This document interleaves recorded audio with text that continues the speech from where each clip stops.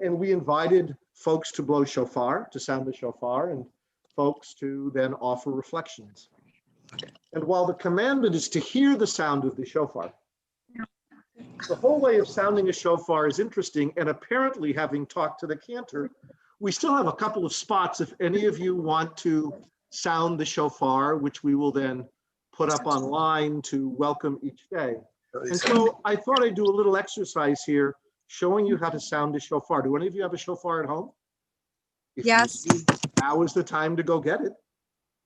Oh, we're not. If you'd like to. Up to you. So people think sounding the shofar is hard. I wish I had my, I have a couple of smaller ones there at the synagogue, and unfortunately, this is not the easiest one to sound. But if you look at the shofar, anyone can blow the shofar. You can notice here's the larger end, right? And here is the smaller end, right? It's not an electric shofar. I can't plug it in anywhere, right? It doesn't have any keys, correct? It's not like an accordion, so I don't have a bag that I can, push it in and out. There are no strings that I can kind of hold it, right? Like a violin, or play it like a guitar. There are no shofar sticks that I can beat the shofar with like a drum. There are no buttons or holes to play like a wind instrument.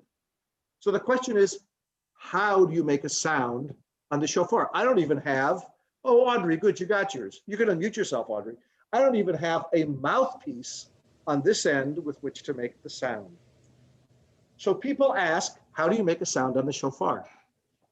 Well, you can't make a sound on a shofar without putting a sound in, okay? In other words, most people, when they try to blow a shofar, take it and go like this. They stick it in their mouth, which is the first mistake, and then they go.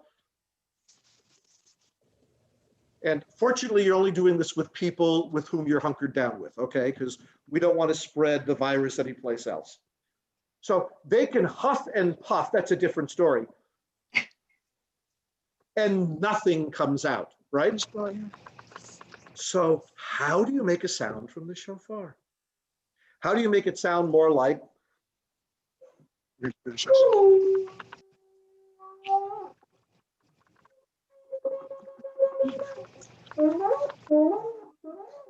How do you make it do that? The only way you can do it, and this is how I teach kids, and adults are very embarrassed. Cover up half your mouth. You can do this. Cover up half your mouth. Keep your lips tied on the other half. And between your lips, you're going to make the following sound. And don't be embarrassed by it.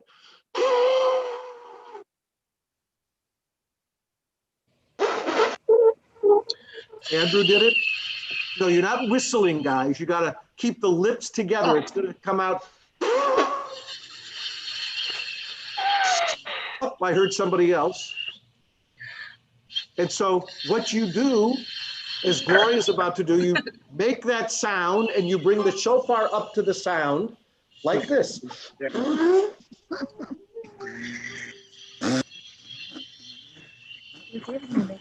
That's all there is to it. Well, Okay.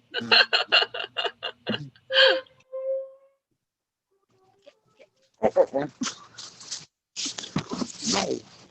Hey, enough. Sit down. Over here, Benji, sit.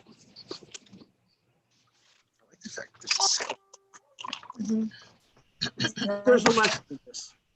Okay. So who's successfully done it with their shofars at home? Anybody? Mark, do you want to try? I see you hiding in the corner of the screen. No. Okay. You're on mute, so we couldn't tell anyhow, Gloria, were you able to do it? You're on mute, so we can't tell, Gloria. Okay, look like Benji's drinking. You have to unmute. Who else had a shofar? Okay. Andrew's got the idea, he's just doing it without a shofar. Audrey, was that you? That was me. Good for you. So the lesson in this, and your reflection for Elul, you can't get any sound out if you don't put a sound in. And that same thing goes for all the work you're supposed to be doing this month. In other words, No one is going to offer you forgiveness if you don't seek forgiveness first.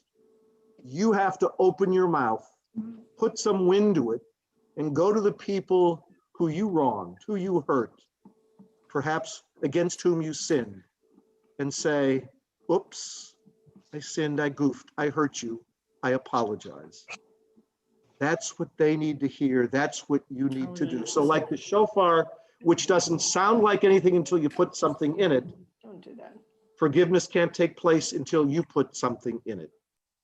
So that will probably be one of the reflections at some point down the road too. You got a preview of it.